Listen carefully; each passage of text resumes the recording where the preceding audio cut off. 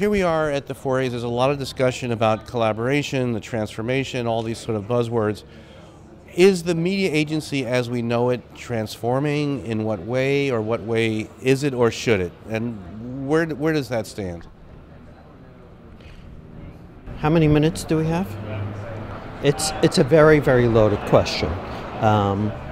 Obviously, the entire practice of marketing is transforming, and the role of media vis-a-vis the role of creative has evolved over the years. I was saying 20, 25 years ago that the same analytics and insights needed to inform both the creative process and the media process. And back then, people looked at me like, well, creative leads and media follows, doesn't it? And the answer, of course, was no. I don't think media ever had a parallel conceit. Media's attitude was always start with the analytics, start with the insights, use them to inform everything. That's the right thing to do for the brand, that's the right thing to do for the client.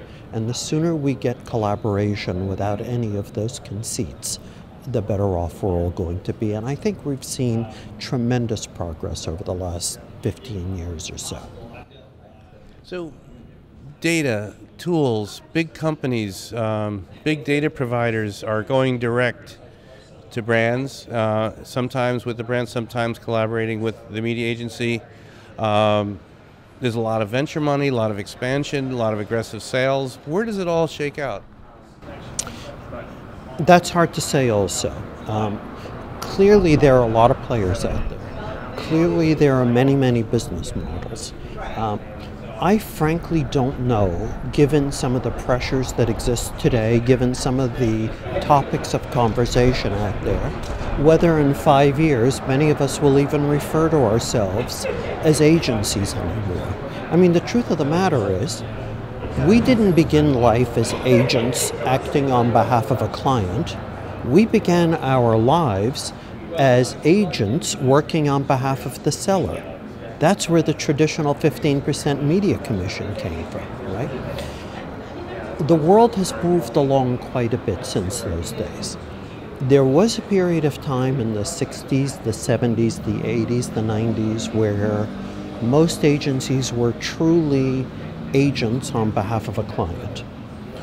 But as soon as clients began to nudge us into guaranteeing performance, into putting our remuneration at risk in return for performance criteria, as soon as those deliverables became part of the equation, I think many of us ceased to function as agents do.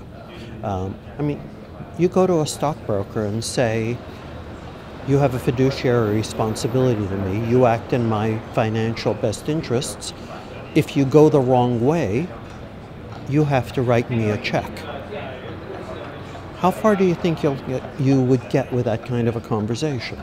That's exactly the conversation that we're having with some of our clients today. And yet, they want us to be agent, and they want us to guarantee outcomes. And those two things don't quite fit.